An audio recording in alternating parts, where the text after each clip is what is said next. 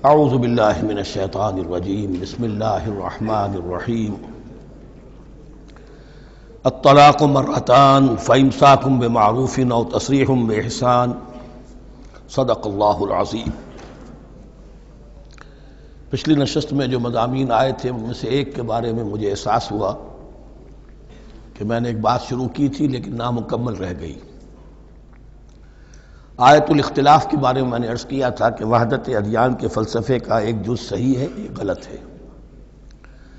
صحیح جز کی وضاحت تو ہو گئی کہ یہ تمام جتنے بھی دنیا میں مذاہب ہیں اور دین ہیں یہ سب اسی دین حق سے نکلی ہوئی شاخیں ہیں۔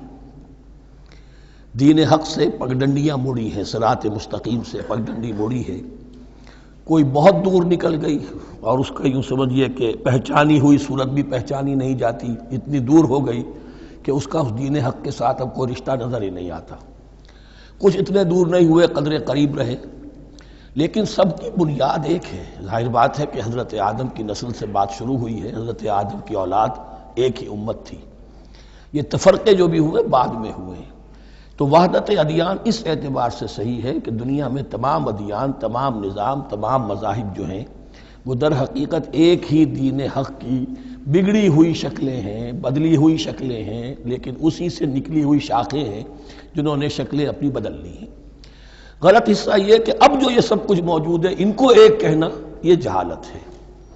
اب ان کو ظاہر بات ہے کہ ان کی شکلیں اتنی ہو چکی ہیں مختلف ایک دوسرے سے، اور اتنی ان میں تحریفات ہو چکی ہیں، اتنا تغیر و تبدل ہو چکا ہے کہ اب ان کو ایک کہنا موجودہ شکل میں یہ در حقیقت فتنہ ہے اور جہالت ہے۔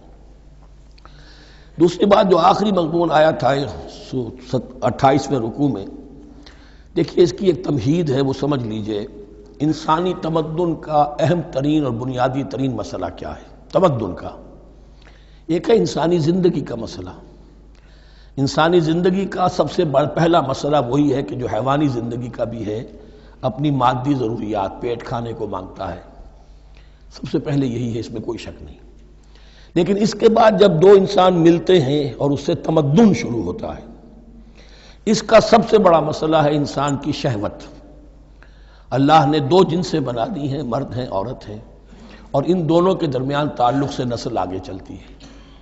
اب اس معاملے کو کیسے ہارنس کیا جائے، کیسے منظم کیا جائے، یہ جذبہ بہت پوٹنٹ ہے۔ جو فرائڈ نے کہا ہے، بس وہ یوں سمجھیے کہ ذرا زیادہ مرچ مسالہ لگا دیا، ورنہ اس میں کوئی شک نہیں کہ یہ بہت ہی پوٹنٹ جذبہ ہے انسان کا۔ انسٹنکٹ جو ہے، سیکس کا انسٹنکٹ، وہ بہت مضبوط ہے، بہت قوی ہے۔ لیکن جو شے جتنی قوی ہو اتنا ہی اسے پھر، جو گھوڑا جتنا منہ زور ہو اتنا ہی اس کو لگام دینا جو ہے وہ آسان نہیں ہوتا، اس کے لیے پھر مشقت کرنی پڑتی ہے۔ تو اب اگر تو اس سیکس کو اوپن کر دیا جاتا، کھلا سیکس، فری سیکس، آج کل یہ لفظ استعمال ہوتا ہے، فری سیکس، کیوس ہوتا، تمدن میں فساد ہو جاتا۔ اس کے لیے شادی کا معاملہ کہ ایک عورت کا ایک مرد کے ساتھ رشتہ رہے، سب کو معلوم ہو کہ یہ اس کی بیوی ہے، یہ اس کا شوہر ہے، تاکہ اس طریقے سے نسب کا معاملہ بھی چلے اور ایک خاندانی ادارہ وجود میں آئے۔ ورنہ تو خاندانی ادارہ بس کیسے وجود میں آئے گا؟ فری سیکس میں تو خاندانی ادارہ وجود میں آ ہی نہیں سکتا۔ تو شادی کا، نکاح کا یہ رشتہ جو ہے یہ اللہ تعالیٰ نے اختیار کیا اور یہ انسانوں کو سکھایا۔ اب اس میں مرد اور عورت کیا بالکل برابر ہیں؟ اس سے بڑی حماقت کوئی نہیں، اس لیے کہ کسی بھی ادارے کے دو برابر کے سربراہ نہیں ہو سکتے۔ اتنی موٹی بات ہے کہ اگر آپ کسی ایک محکمے کے دو ڈائریکٹر بنا دیں، بات غلط ہو جائے گی، خراب ہو جائے گی۔ ایک ڈائریکٹر، مینیجنگ ڈائریکٹر، دوسرے 10 ڈائریکٹر بنا دیجیے آپ، لیکن اوپر ایک ہوگا، جنرل مینیجر ایک ہوگا، ڈپٹی مینیجر 10 رکھ دیجیے۔ ہر ادارے میں اگر نظم قائم کرنا ہے تو ایک اوپر ٹاپ پر ہونا چاہیے۔ لہذا جب ایک مرد اور ایک عورت، مرد اور عورت انسان ہونے کے ناطے بالکل برابر ہیں، ایک ہی باپ کے نطفے سے بیٹا بھی ہے، بیٹی بھی ہے، ایک ہی ماں کے رحم میں بھائی نے بھی پرورش پائی ہے اور بہن نے بھی، اس اعتبار سے وہ برابر ہیں۔ شرف انسانیت میں، نوع انسانی کی حیثیت سے، human dignity and honour, they share both equally, absolutely equally. لیکن جب ایک مرد اور ایک عورت مل کر خاندان کے بنیاد رکھتے ہیں تو اب یہ برابر نہیں رہے۔ جیسے انسان سب برابر ہیں، لیکن چپڑاسی اور افسر برابر نہیں ہے، اس کے کچھ اور اختیارات ہیں، اس کے کچھ اور اختیارات ہیں، اس کے کچھ اور فرائض ہیں، اس کے کچھ اور فرائض ہیں۔ اس طریقے سے اس رشتے کے معاملے میں اور یہ بھی نوٹ کر لیجئے کہ یہی وجہ اس قدر تفصیل کے ساتھ سب سے پہلے احکام قرآن میں دیے جا رہے ہیں اسی آئلی قوانین کے متعلق۔ لیکن تمدن کی جڑ بنیاد یہ ہے، یہاں سے خاندان بنتا ہے، اور خاندانوں کے اجتماع کا نام معاشرہ ہے۔ خاندان کا نظام، اب ہمارا پاکستانی جو معاشرہ ہے، اگر ہماری 14 کروڑ تعداد ہے اس وقت، 7 افراد ایک خاندان کے اگر آپ شمار کر لیں تو آپ سمجھیے اتنے خاندان ہماری دنیا میں اس وقت موجود ہیں، 2 کروڑ خاندان ہیں، ان خاندانوں پر مشتمل ہے۔ خاندان کا ادارہ مستحکم ہوگا، معاشرہ مستحکم ہو جائے گا۔ خاندان کے ادارے میں صلاح ہوگی، فلاح ہوگی، معاشرے میں صلاح و فلاح آئے گی۔ وہاں فتور ہوگا، فساد ہوگا، بے چینی ہوگی، ظلم ہوگا، ناانصافی ہوگی، وہاں کنفلکٹس ہوں گے، میاں اور بیوی میں جو ہے جھگڑے ہو رہے ہوں گے تو اولاد کی تو جو ہے پھر وہاں تربیت صحیح نہیں ہو سکتی، ان کی تربیت میں منفی چیزیں شامل ہو جائیں گی۔ تو یہ ساری چیزیں جس کی وجہ سے بڑی تفصیل سے قرآن مجید میں احکام دیے گئے ہیں، آئلی قوانین۔ ان میں جہاں تک یہ معاملات ہے، طلاق کا معاملہ ہے، اس میں برابر نہیں ہے۔ شادی کرنے میں عورت کو بھی حق ہے، وہ شادی سے انکار کر دے، جبر نہیں کیا جا سکتا۔ ایک مرتبہ وہ نکاح میں آ گئی ہے تو اب شوہر کا پلڑا بھاری ہے، شوہر اسے طلاق دے سکتا ہے، اگر ظلم کے ساتھ دے گا اللہ کے ہاں جواب دہی کرے گا اور پکڑ ہو جائے گی، لیکن اختیار ہے۔ وہ خود طلاق نہیں دے سکتی، البتہ طلاق حاصل کر سکتی ہے، خلا جسے ہم کہتے ہیں، وہ عدالت کے ذریعے سے، بڑوں کے ذریعے سے، رشتہ داروں کے ذریعے سے خلا کرے، لیکن طلاق دینے کا حق اس کو برابر نہیں ہے مرد کی طرح۔ اسی طرح اگر ایک طلاق دی تھی مرد نے اور اب یہ عدت پوری نہیں ہوئی ہے، وَبَعُولَتُهُنَّ أَحَقُّ بِرَدِّهِنَّ، اب وہ کہے تو نے طلاق دے دیا، میں تیرے گھر میں بسنے کو تیار نہیں ہوں، نہیں، اختیار مرد کا ہے، عدت کے اندر 3 مہینے کے اندر وہ اس کو واپس لے سکتا ہے، اس کو طلاق رجعی کہتے ہیں۔ یہ تمام چیزیں ایسی ہیں کہ بہرحال خواتین کو اچھی نہیں لگتی، اور آج کی دنیا میں تو جو یہ مرد و عورت کی مساوات کا سلسلہ ہے، یہ شیطان کا سب سے بڑا فلسفہ اور معاشرے میں فساد اور گندگی پیدا کرنے کا اس کا سب سے بڑا ہتھیار ہے۔ اور اب جو کچھ رہی صحیح اقدار ہماری ایشیا کے ممالک جو ہیں، زیادہ تر مسلمان ممالک ہیں، ان میں خاندانی نظام کی جو بچی کھچی شکل رہ گئی ہے اس کو برباد کرنے کے لیے یہ قاہرہ کانفرنس اور بیجنگ کانفرنس، اس ایشیا کا گھیراؤ دونوں طرف سے، مشرق سے اور مغرب سے، کہ عورت کو آزاد کرو، عورت کو اٹھاؤ، ایمینسیپیشن کے نام پر، آزادی کے نام پر، اور مرد و عورت کی مساوات کے نام پر، تاکہ خاندانی نظام ٹوٹ کر رہ جائے، جیسے کہ ان کے ہاں ٹوٹ چکا ہے خاندانی نظام نے۔ یہ کلنٹن صاحب نے کہا تھا اپنے سال 9 کے میسج میں کہ عنقریب ہماری قوم، امریکن نیشن، بہت جلد اس کی اکثریت حرام زادوں پر مشتمل ہوگی، born out of wedlock, وہ کسی شادی کے نکاح کے نتیجے میں کوئی وجود میں نہیں آئے ہیں، زنا کے نتیجے میں وجود آئی بھی قوم ہوگی۔ 1 پیرنٹ فیملی رہ گئی ہے، ماں ہی باپ ہے اور وہی ماں ہے، اور وہ دونوں وہ جانتے ہی نہیں۔ اب وہاں بڑی ایک مہم اٹھ رہی ہے کہ ہر انسان کا حق ہے کہ اسے معلوم ہو کہ میرا باپ کون ہے۔ وہاں تو بہت سے لوگ پتہ ہی باپ کون ہے میرا، کیا پتہ۔ یہ تباہی ہے جو اس معاشرے پر آ چکی ہے، اور ہمارے ہاں بھی لوگ اسی معاشرے کی نقالی پر چل رہے ہیں۔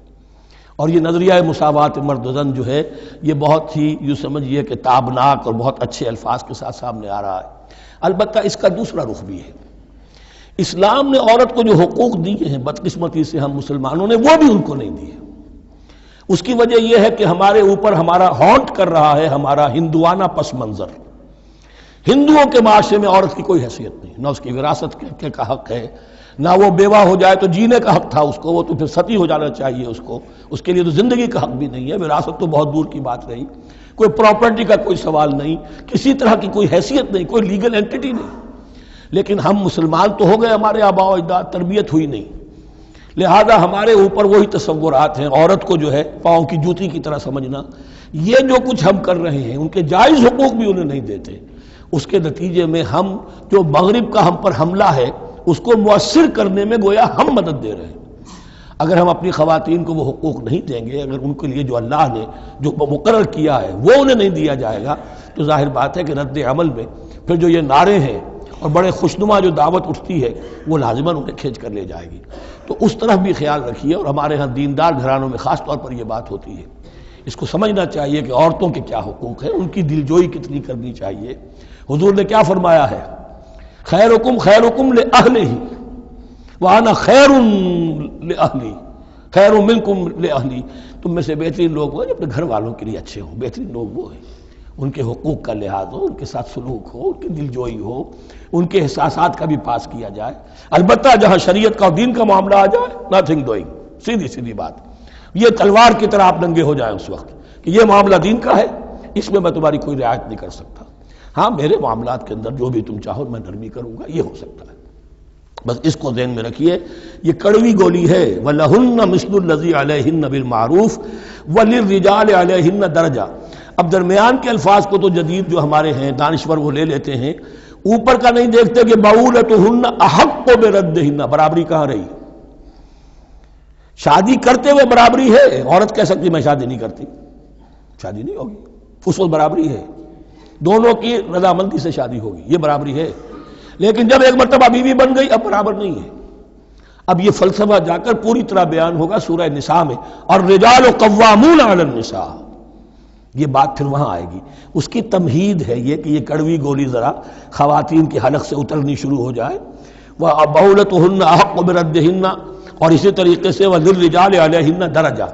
البتہ اللہ نے جو ذمہ داریاں عورت کے حوالے کی ہیں، جس طرح کے اس کے فرائض ہیں ویسے ہی اس کے حقوق بھی ہیں، یہ ہے جو بات کہی جا رہی، لَهُنَّ مِثْلُ الَّذِي عَلَيْهِنَّ بِالْمَعْرُوفِ۔ اور یہ دنیا کا وہ اصول ہے کہ responsibilities and privileges they go together۔ کہیں آپ کا اگر ذمہ داری زیادہ تو حقوق اور اختیارات بھی زیادہ ہوں گے۔ ذمہ داری بہت ڈال دی، حقوق و اختیارات اتنے ہیں نہیں، آپ ذمہ داری ادا نہیں کر سکتے۔ جہاں ذمہ داری کم ہوگی وہاں حقوق و اختیارات بھی کم ہوں گے۔ یہ دونوں چیزیں پروپورشنیٹ چلتی ہیں۔ اب چلیے آگے، مجھے اندیشہ ہے کہ میں نے خاصا وقت اس میں لگا دیا۔ الطلاق مرتان، طلاق دو مرتبہ ہے، یعنی ایک شوہر کو دو مرتبہ طلاق دے کر اور رجوع کر لینے کا حق ہے۔ ایک دفعہ طلاق دی اور عدت کے اندر رجوع کر لیا، ٹھیک ہے، پھر طلاق دی اور عدت کے اندر رجوع کر لیا، ٹھیک ہے، تیسری مرتبہ طلاق دی اب رجوع نہیں کر سکتا۔ الطلاق مرتان، دو مرتبہ ہو سکتا ہے۔ فَإِمْسَاكٌ بِمَعْرُوفٍ أَوْ تَسْرِيحٌ بِإِحْسَانٍ، اب اس کے بعد فیصلہ کرو، یا تو روکو اس کو اپنے گھر میں تو وہ بھی نیکی کے ساتھ، بھلائی کے ساتھ، تنگ کرنے کے لیے نہیں، پریشان کرنے کے لیے نہیں، اور تسریح بإحسان، یا رخصت کر دینا ہے اچھے بھلے طریقے سے، بھلے مانسوں کی طرح، خوبصورتی کے ساتھ۔ روکو تو بھلائی کے لیے، اور اگر رخصت کرنا ہے تو خوبصورت انداز میں۔ وَلَا يَحِلُّ لَكُمْ أَن تَأْخُذُوا مِمَّا آتَيْتُمُوهُنَّ شَيْئًا، اور تمہارے لیے ہرگز جائز نہیں ہے کہ جو کچھ تم نے انہیں دیا تھا اس میں سے کچھ بھی واپس لو۔ جو بھی تم نے انہیں مہر دیا تھا اس میں سے کچھ واپس نہیں لے سکتے جب تم طلاق دے رہے ہو۔ ہاں اگر عورت طلاق مانگے تو اسے اپنے مہر میں سے کچھ چھوڑنا پڑے گا، یہ دوسری بات ہے، لیکن جب بر طلاق دے رہا ہے تو پھر وہ نہیں روک اس کو، اس میں سے جو بھی کچھ دیا ہو، یہاں تک کہ آیا ہے کہ اگرچہ تم نے ان کو احداہن قنطارا، سونے کے ڈھیر دیے ہوں، ان میں سے بھی کچھ نہیں لے سکتے واپس۔ وَلَا يَحِلُّ لَكُمْ أَن تَأْخُذُوا مِمَّا آتَيْتُمُوهُنَّ شَيْئًا إِلَّا أَن يَخَافَا أَن لَّا يُقِيمَا حُدُودَ اللَّهِ، البتہ اگر وہ دونوں یہ سمجھیں کہ ہم حدود اللہ کو قائم نہیں رکھ سکیں گے۔ مراد کیا ہے کہ فیملی لائف کے ضمن میں جو اللہ نے احکام دیے ہیں، جو آداب ہیں، جو ان کے مقاصد ہیں، وہ ہمارے مابین اتنی موافقت مزاجی نہیں ہے کہ ہم ساتھ چل سکیں۔ ایک عورت اگر یہ محسوس کرتی ہے فَإِنْ خِفْتُمْ أَلَّا يُقِيمَا حُدُودَ اللَّهِ فَلَا جُنَاحَ عَلَيْهِمَا فِي مَا افْتَدَتْ بِهِ، پھر اگر اس کا یہ خیال ہے کہ یہ نہیں رکھ سکیں گے تو پھر کوئی حرج نہیں ہے ان دونوں پر کہ جو کچھ دے دلا کر عورت فدیے میں اپنے آپ کو چھڑا لے، یعنی کہہ کہ ٹھیک ہے تم نے مجھے 10 لاکھ مہر دیا تھا، میں 5 لاکھ تمہیں واپس کرتی ہوں، یا تم نے 10 لاکھ کا میرا مہر رکھا تھا، میں کھلا مانگ رہی ہوں، میں صرف 5 لاکھ کا تم سے تقاضا کرتی ہوں، اسے اپنے مہر میں سے کچھ چھوڑنا ہوگا، یہ فدیہ ہے۔ تلک حدود اللہ فلا تعتدوها، یہ اللہ کے حدود ہیں، ان سے تجاوز مت کرو۔ دیکھیے روزے وغیرہ کے ضمن میں فلا تقربوها، اور یہاں فلا تعتدوها، اس لیے کہ یہاں بڑے دھڑلے سے آدمی جو ہے وہ ان حدود کو پامال کر جاتے ہیں، قانون یہی رہ جاتا ہے، روح اس کی ختم ہو جاتی ہے۔ وَمَن يَتَعَدَّ حُدُودَ اللَّهِ فَأُولَٰئِكَ هُمُ الظَّالِمُونَ، اور جو اللہ کے حدود سے تجاوز کرتے ہیں وہی ظالم لوگ ہیں۔ فَإِن طَلَّقَهَا، اب اگر تیسری مرتبہ طلاق دے دی، اور طلاق مرتان تو ہو چکا نا، اس کے بارے میں سارے احکام آ گئے، لیکن اب اگر دے دی مراد ہے تیسری مرتبہ، فَإِن طَلَّقَهَا فَلَا تَحِلُّ لَهُ مِن بَعْدِ حَتَّىٰ تَنكِحَ زَوْجًا غَيْرَهُ، تو اب وہ اس کے لیے جائز نہیں ہوگی جب تک کہ وہ عورت کسی اور شوہر سے شادی نہ کرے۔ اس کو حلالہ کہتے ہیں، لیکن یہ حلالہ کروانا یا کرنا اور کسی کے ساتھ یہ معاہدہ کرنا تم شادی کر لو پھر طلاق دے دینا، اس پر لعنت فرمائی ہے، حضور نے لعنت فرمائی ہے۔ اور ہمارے ہاں علم میں آتی ہے، یہ بات سننے میں آتی ہے کہ بہت سے علماء نے اس کو دھندا بنا رکھا ہے۔ حلالہ مولوی مشہور ہیں مختلف شہروں کے اندر، فَإِن طَلَّقَهَا فَلَا تَحِلُّ لَهُ مِن بَعْدُ حَتَّى تَنكِحَ زَوْجًا غَيْرَهُ فَإِن طَلَّقَهَا، پھر اگر وہ بھی دوسری شادی کی دوسری جگہ پر، اس عورت نے اس شوہر سے بھی نہیں بنی، اس نے بھی طلاق دے دی، فَلَا جُنَاحَ عَلَيْهِمَا أَن يَتَرَاجَعَا، تو اب کوئی گناہ نہیں ہوگا ان دونوں پر کہ وہ رجوع کر لیں، پہلے سابق شوہر سے شادی کر لیں۔ یعنی عورت کو شاید عقل آ گئی ہو، کوئی اسی کی زیادتی تھی کہ پہلے شوہر کے ہاں بس نہیں سکی، اب دوسری مرتبہ کا تجربہ ہو گیا تو اس کے کان ہو گیا کہ کوئی غلطی میری ہی ہے، اب شاید دوبارہ وہ اپنے شوہر کی طرف، سابقہ شوہر کی طرف رجوع کرنا چاہے تو اس کی اجازت ہے۔ ان ظنا یقیما حدود اللہ، اگر ان کو یہ یقین ہو کہ وہ اللہ کے حدود کی پاسداری کر سکیں گے۔ اللہ کے حدود جو ہے احکام شریعت، ان کو بہرحال مد نظر رکھنا ہے اور فائق رکھنا ہے۔ وَتِلْكَ حُدُودُ اللَّهِ يُبَيِّنُهَا لِقَوْمٍ يَعْلَمُونَ، اور یہ وہ حدود ہیں اللہ کے جن کو وہ واضح کر رہا ہے، کھول کھول کر بیان کر رہا ہے ان لوگوں کے لیے کہ جو علم حاصل کرنا چاہیں۔ ترجمہ یہ ہوتا ہے عام طور پر جنہیں علم حاصل ہے، اصل میں کسی وقت فعل کو طلب فعل کے معنی میں استعمال کیا جاتا ہے عربی زبان میں، یعلمون جو جاننا چاہیں، جن کے اندر طلب ہے علم کی۔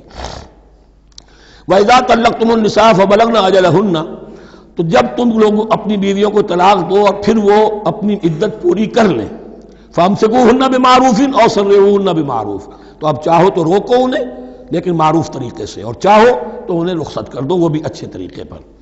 وَلَا تُمْسِكُوهُنَّ ضِرَارًا لِتَعْتَدُوا، اور دیکھو ایسا نہ کرو کہ تم روکو انہیں تنگ کرنے کے لیے۔ اچھا ذرا اس کی میں اور خبر لوں گا رجوع کر کے، ذرا اگر تو طلاق ہو گئی تو آزاد ہو جائے گی، غصہ اتنا چڑھا ہوا ہے کہ ابھی وہ غصہ ٹھنڈا نہیں ہوا ہے، رجوع کر رہا ہے اس لیے کہ اسے اور پریشان کروں، اسے اور تکلیفیں پہنچاؤں۔ تو اب یہ کیا ہوا، قانون تو اجازت دے رہا ہے لیکن تم نے قانون کا مذاق اڑایا، تم نے اللہ کی دی ہوئی اس اجازت کا ناجائز استعمال کیا۔ ہاں اگر بسانے کا واقعی ارادہ ہو گیا ہے تو ضرور تم رجوع کر لو، رجوع کا حق تمہیں ہے، لیکن اگر یہ نہیں ہے، پریشان کرنا ہے، فلا تمسکوہن ولا تمسکوہن ضرارا لتعتدوا، ضدم ضدہ ان پر زیادتی کرنے کے لیے، ستانے کے لیے۔ ومن یفعل ذلک فقد ظلم نفسہ، اور جو کوئی بھی یہ کام کرے گا اس نے اپنی جان پر ظلم ڈھایا۔ ولا تتخذوا آیات اللہ ہزوا، اور دیکھو اللہ کی آیات کو مذاق اور کھیل نہ بنا لو، ٹھٹھا نہ بنا لو۔ یہ اچھی طرح جان لیجئے، لا از لا and there can be law which has no flaw. Flawless law is impossible. اس لیے تقوی، اللہ کا خوف ہر جگہ پر بار بار، ورنہ تم اللہ کی شریعت کا تماشا بنا دو گے، ٹھٹھا بنا دو گے۔ وَلَا تَتَّخِذُوا آیَاتِ اللَّهِ هُزُوًا وَاذْكُرُوا نِعْمَتَ اللَّهِ عَلَيْكُمْ، اور یاد کرو، ذکر کرو، شعور کرو اللہ کے انعامات کا جو تم پر ہوئے ہیں۔ وَمَا أَنزَلَ عَلَيْكُم مِّنَ الْكِتَابِ وَالْحِكْمَةِ، اور جو اس نے نازل فرما دی ہے تم پر اپنی کتاب، اپنی شریعت اور حکمت، یعظکم بہ، اس کے ذریعے سے تمہیں نصیحت کر رہا ہے، سیدھا راستہ بتا رہا ہے۔ واتقوا اللہ، اللہ کا تقوی اختیار کرو۔ واعلموا ان اللہ بکل شیء علیم، اور جان لو کہ اللہ تعالیٰ کو ہر چیز کا حقیقی علم حاصل ہے۔ وَإِذَا طَلَّقْتُمُ النِّسَاءَ فَبَلَغْنَ أَجَلَهُنَّ فَلَا تَعْضُلُوهُنَّ أَن يَنكِحْنَ أَزْوَاجَهُنَّ إِذَا تَرَاضَوْا بَيْنَهُم بِالْمَعْرُوفِ، اور جب تم اپنی عورتوں کو طلاق دے دو پھر وہ اپنی عدت پوری کر لیں تو مت آڑے آؤ اس میں کہ وہ عورتیں پھر نکاح کر لیں اپنے سابق ازواج سے، اذا تراضوا بینہم بالمعروف، جبکہ وہ آپس میں رضامند ہو جائیں بھلے طریقے پر۔ یعنی اگر طلاق مغلظ نہیں ہے، دیکھیے ایک طلاق ہوتی ہے بائن، پہلی طلاق دوسری طلاق، یہ جب تک عدت ختم نہیں ہوئی طلاق رجعی کہلاتی ہے، اس کے دوران شوہر کو رجوع کرنے کا حق ہے۔ عدت پوری ہو گئی، اب یہ بائن ہو گئی، اب شوہر اور بیوی کا جو رشتہ ہے ٹوٹ گیا۔ اب اگر نکاح ہوگا تو دوبارہ ہوگا، اس میں عورت کی مرضی کو دخل ہے۔ عدت کے اندر عورت کی مرضی کو دخل نہیں ہے، لیکن عدت کے بعد اب عورت کو اختیار ہے، اب تو نکاح ثانی ہوگا، سوائے طلاق مغلظ کے۔ تیسری طلاق اگر ہو گئی ہے تو پھر جب تک اس کا نکاح کسی اور سے نہ ہو جائے اور وہ بھی طلاق دے دے تو ان کے درمیان نکاح نہیں ہو سکتا۔ گویا کہ یہ دو طلاقوں کے بعد اگر پھر یہ لوگ جب کہ طلاق بائن ہو چکی ہو وہی عورت وہی مرد پھر نکاح کرنا چاہیں تو اب تم آڑے مت آؤ۔ ہوتا کیا ہے، عورت کے بھائی ہیں، اب انہیں غصہ چڑھا ہوا، اس بدماش نے یہ کچھ کیا تھا، اس نے تمہیں ایسے ایسے ستایا تھا، اس نے یہ کیا تھا، اب تمہیں ہم شادی نہیں کرنے دیں گے اس کے ساتھ۔ نہیں، یہ کام تمہارا نہیں ہے۔ اگر وہ اذا تراضوا بینہم، اگر وہ باہم راضی ہو جائیں تو تم اب ان کے آڑے مت آؤ۔ بالمعروف ذالک یوعظ بہ من کان منکم یؤمن باللہ والیوم الآخر، یہ وہ چیزیں ہیں جن کی نصیحت کی جا رہی ہے تم میں سے ان کو جو واقعتاً ایمان رکھتے ہو اللہ پر اور یوم آخر پر۔ ان کے اندر ایمان ہی نہیں ہے، ان کے لیے یہ سارا جو ہے بھینس کے آگے بین بجائے جاؤ کیا حاصل ہے، وہ تو پھر اس کو کوئی فائدہ نہیں پہنچے گا۔ ذالک یوعظ بہ من کان منکم یؤمن باللہ والیوم الآخر ذالکم ازکی لکم واطہر، یہ طریقے جو ہیں تمہارے لیے زیادہ پاک ہیں، زیادہ عمدہ ہیں۔ واللہ یعلم وانتم لا تعلمون، اللہ جانتا ہے تم نہیں جانتے۔ اپنی عقل کو مقدم نہ رکھو، یہ اللہ کا علم ہے، اسی نے عورت کو بنایا، اسی نے مرد کو بنایا، اسے مرد بھی عزیز ہے عورت بھی عزیز ہے۔ الخلق عیال اللہ، حضور نے فرمایا تمام مخلوق اللہ کے کنبے کے مانند ہے۔ اللہ کو تو اپنا ہر انسان مرد ہو یا عورت ہو محبوب ہے، پسندیدہ ہے، اس کی تخلیق ہے، اس کا شاہکار ہے، لیکن یہ کہ وہ جانتا ہے کہ عورت کے کیا حقوق ہونے چاہیے، مرد کے کیا ہونے چاہیے۔ لہذا واللہ یعلم وانتم لا تعلمون والوالدات یرضعن اولادہن حولین کاملین، اور والداؤں کے لیے، ماؤں کے لیے ضروری ہے کہ وہ اپنی اولاد کو 2 سال دودھ پلائیں پورا۔ اور یہ خاص طور پر یہاں تذکرہ ہو رہا ہے جب طلاق کا مسئلہ ہو۔ اب طلاق ہو گئی، شوہر تو علیحدہ ہو گیا، شوہر کہتا ہے بھائی میرا بچہ تو میرا ہے، قانوناً تو اولاد شوہر کی ہوتی ہے، لیکن تم اسے دودھ پلاؤ، تو 2 سال تک وہ عورت انکار نہیں کر سکتی، دودھ پلائے گی۔ لمن اراد ان یتم الرضاعہ، جو شخص چاہے کہ یہ رضاعت پوری کروائے اپنی سابقہ مطلقہ بیوی سے۔ وعلی المولود لہ رزقہن وکسوتہن بالمعروف، لیکن اس عرصے کے لیے جس کی وہ اولاد ہے یعنی شوہر جو سابق ہے اس کے ذمے ہے اس کا رزق اور اس کا لباس، جسے ہم نان نفقہ کہتے ہیں۔ 2 سال اگر اس نے دودھ پلانا ہے اس ماں نے، مطلقہ ماں نے اپنے طلاق دینے والے شوہر کے بیٹے کو یا بیٹی کو، تو اب اس عرصے کے دوران اس کا نان نفقہ اس کے ذمے ہے، باپ کے ذمے ہے، بالمعروف، بڑے طریقے سے۔ یعنی یہ کہ ایسا نہ ہو کہ ہو تو کروڑ پتی لیکن اب وہ اس کو بیوی کو مطلقہ کو وہ دینا چاہے نان نفقہ اپنی خادماؤں کی طرح کا، نہیں، وہ ہونا چاہیے معروف طریقے پر۔ لا تکلف نفس الا وسعها، کسی پر ذمہ داری نہیں ڈالی جاتی مگر اس کی وسعت کے مطابق۔ لا تضار والدۃ بولدہا، نہ تو تکلیف پہنچائی جائے والدہ کو اپنے بچے کی وجہ سے، ولا مولود لہ بولدہ، نہ جس کا وہ اولاد ہے، جس کا وہ بیٹا یا بیٹی ہے یعنی باپ، نہ اس کو تکلیف پہنچائی جائے۔ کوئی لا ضرر ولا ضرار، حضور کی حدیث ہے، دونوں کے ساتھ منصفانہ سلوک کیا جائے۔ وعلی الوارث مثل ذلک، اب فرض کیجئے وہ شخص جو تھا طلاق دینے والا وہ تو مر گیا، تو وارث کے ذمے، اس کا جو وارث ہے اس کے ذمے نان نفقہ رہے گا، اس کے اپنے مرحوم والد کی اگر اولاد اس کی کسی مطلقہ بیوی کے پاس ہے 2 سال تک دودھ پلانے کے لیے۔ فَإِنْ أَرَادَا فِصَالًا، اب یہ بھی ہو سکتا ہے کہ وہ دونوں جو ہیں کہے کہ سب میں تو دودھ نہیں پلاتی، یا یہ کہ وہ شوہر چاہے ان تراض منہما، دونوں راضی ہو جائیں کہ میں دودھ نہیں پلواتی، آپ دودھ چھڑوا دیجئے۔ وتشاور، آپس میں رضامندی اور مشورے سے، فلا جناح علیہما، اس میں بھی کوئی حرج نہیں۔ اگر دودھ چھڑوانا چاہیں، وہ کسی اور سے دودھ پلوانا چاہتے ہیں، کوئی دایا رکھ لی ہے اس سے دودھ پلوانا چاہتا ہے، ٹھیک ہے، لیکن ہونا چاہیے جبر نہ ہو، ماں پر جبر نہ ہو۔ ان تراض منہما، دونوں کی رضامندی سے، وتشاور، اور مشورے سے، فلا جناح علیہما، تو پھر ان دونوں پر کوئی حرج نہیں ہے۔ اذا سلمتم ما آتیتم بالمعروف، جب کہ تم اس کی ماں کو وہ سب کچھ دے دو جس کا کہ تم نے اسے وعدہ کیا تھا۔ یہ نہ ہو کہ نان نفقے کو بچانے کے لیے اب تم کہو درمیان میں کہ چھوڑو جی مجھے تو سستی عورت مل رہی ہے دودھ پلا سکتی ہے، نہیں جی کون سا؟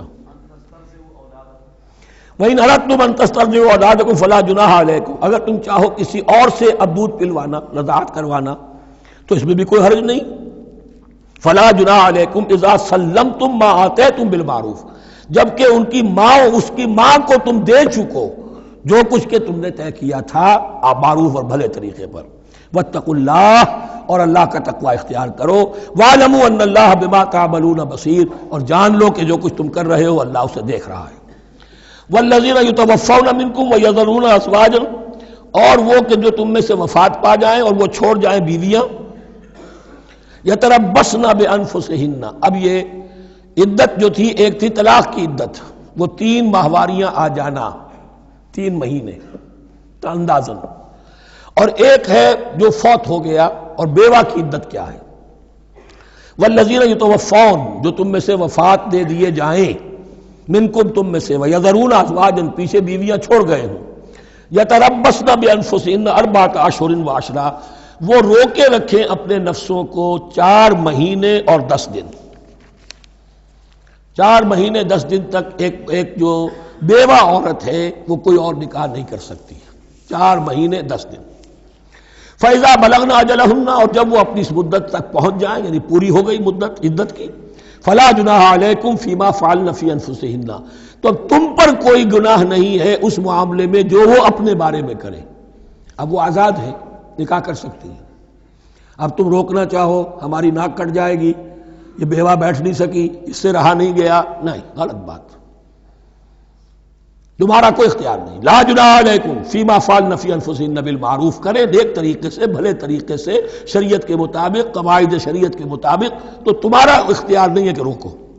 واللہ بما تعملون خبیر، اور جو کچھ تم کر رہے ہو اللہ اس سے باخبر ہے. ولا جناح علیکم فیما عرضتم بہ من خطبۃ النساء واکننتم فی انفسکم، اب یہ انہی بیواؤں کا ذکر ہو رہا ہے. تم پر کوئی حرج نہیں ہے کہ جو تم اشارے میں کوئی بات و پیغام دینا چاہو کسی بیوہ کو، اشارے کنائے میں، لیکن یہ کہ اس میں عدت کے دوران نکاح تو نہیں ہو سکتا. اشارے کنائے میں یہ کچھ بات کہی جا سکتی ہے کہ مجھے دلچسپی ہے، شاید میں کوئی بھی طریقہ اختیار کیا جائے. او اکننتم فی انفسکم، یا اپنے دلوں میں چھپائے رکھو، تو اللہ کو کوئی اعتراض نہیں. اس میں یہ کہ ظاہر بات ہے کہ ایک آدمی علم اللہ انکم ستذکرونہن، اللہ کے علم میں ہے تمہیں ان کا خیال تو آئے گا ہی. آخر یہ عورت تھی، بیوہ ہو گئی ہے، اب میں اس سے شادی کر سکتا ہوں، آپ کو رغبت ہے اس کی طرف نکاح کی، تو اب کوئی آدمی سوچے میرے دل میں خیال آ رہا ہے بیوہ کے بارے میں، میں تو گناہ گار ہو گیا، میرا دل گناہ گار ہو گیا، نہیں، یہ قانون فطرت ہے. علم اللہ انکم ستذکرونہن، اللہ کے علم میں ہے ان کا خیال تو تمہیں آئے گا ہی. ولیکن لا تواعدوہن سرا، لیکن ایسا نہ کرو کہ ان سے معاہدہ کر لو خفیہ خفیہ، طے ہو جائے، بات پکی ہو جائے. سرا الا ان تقولوا قولا معروفا، سوائے اس کے کہ کوئی معروف بات کہہ دی جائے جس سے انہیں اشارہ مل جائے، بس. ولا تعزموا عقدۃ النکاح حتی یبلغ الکتاب اجلہ، اور مت باندھو گراہ نکاح کی جب تک کہ قانون شریعت اپنی مدت پوری نہ کر لے، یعنی عدت جب تک پوری نہ ہو جائے. اب یہاں دیکھیے حتی یبلغ الکتاب، کتاب سے مراد شریعت، قانون شریعت. کتاب سے مراد یہاں کیا ہے کہ جو بھی قانون آ چکا ہے کتاب کے اندر، 4 مہینے 10 دن کے بعد نکاح اس سے پہلے نہیں ہوگا. وَاعْلَمُوا أَنَّ اللَّهَ يَعْلَمُ مَا فِي أَنفُسِكُمْ فَاحْذَرُوهُ، اور جان لو کہ اللہ خوب جانتا ہے جو تمہارے دلوں میں ہے، پس اس سے ڈرو، اس کی پکڑ سے بچو. وَاعْلَمُوا أَنَّ اللَّهَ غَفُورٌ حَلِيمٌ، اور یہ بھی جان لو اللہ غفور بھی ہے، بخشنے والا بھی ہے. وہ خطا ہو گئی ہے، استغفار کرو، توبہ کرو، اللہ معاف فرمائے گا.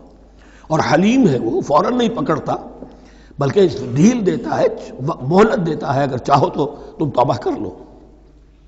لا جناح علیکم ان طلقتم النساء ما لم تمسوهن او تفرضوا لهن فریضہ، تم پر کوئی گناہ نہیں ہے کہ تم ایسی بیویوں کو طلاق دے دو کہ جن کو نہ تو تم نے اب تک چھوا ہو اور نہ ان کے لیے مہر مقرر کیا ہو.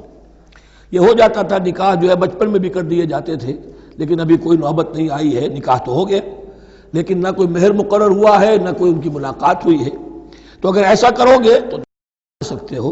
وَمَتِّعُوهُنَّ، لیکن شرافت کا تقاضا یہ ہے کہ جو لڑکی تم سے منسوب رہی ہے، اب اگر وہ رشتہ توڑ رہے ہو تو اسے کچھ دے دلا کر، اسے کچھ نہ کچھ متاع، کچھ سامان دنیاوی دے کر. مَتِّعُوهُنَّ عَلَى الْمُوسِعِ قَدَرُهُ وَعَلَى الْمُقْتِرِ قَدَرُهُ، جو وسعت والا ہے، جس کو کشائش حاصل ہے، غنی ہے، وہ اپنی حیثیت کے مطابق، اور جو تنگ دست ہے وہ اپنی حیثیت کے مطابق. متاعًا بالمعروف، اور یہ ساز و سامان دینا جو ہے یہ بھی بھلے انداز میں ہو، ایسا نہ ہو جو خیرات دی جا رہی ہو. حقا علی المحسنین، یہ حق ہے محسنین پر، یہ سمجھے کہ ہم پر اللہ تعالیٰ کی طرف سے عائد کردہ یہ ذمہ داری ہے۔ وَإِن طَلَّقْتُمُوهُنَّ مِن قَبْلِ أَن تَمَسُّوهُنَّ وَقَدْ فَرَضْتُمْ لَهُنَّ فَرِيضَةً، اور اگر دوسری شکل یہ ہے کہ تم نے طلاق دی ایسی بیوی کو کہ جس کو تم نے چھوا تو نہیں ہے لیکن مہر مقرر ہو چکا تھا، فَنِصْفُ مَا فَرَضْتُمْ، تو اب آدھا مہر جو ہے جو تم نے فرض کیا تھا، جو طے کیا تھا، اس کا آدھا تو تمہیں دینا ہی دینا ہے۔ الا یعفون، الا یہ کہ وہ معاف کر دیں، ہمیں آدھا بھی نہیں چاہیے، یا چلیے ہمیں چوتھائی دے دیجئے، او یعفو الذی بیدہ عقدۃ النکاح، یا وہ اس کے اندر جو ہے سخاوت سے کام لے کہ جس کے ہاتھ میں نکاح کی گرہ ہے، گرہ تو مرد کے ہاتھ میں وہ کھول سکتا ہے، عورت طلاق دے نہیں سکتی، لہذا کیوں نہ ایسا کرو کہ تم پورا ہی مہر دے دو۔ فرمایا وَأَن تَعْفُوا، اگر تم درگزر کرو اور زیادہ دو، اقرب للتقوی، یہ تقوی سے قریب تر ہے، وَلَا تَنْسَبُوا الْفَضْلَ بَيْنَكُمْ، اپنے مابین احسان کرنا مت بھولو، اور اپنے مابین جو فضیلت اللہ نے تمہیں دی ہے عورتوں پر اس کو مت بھولو۔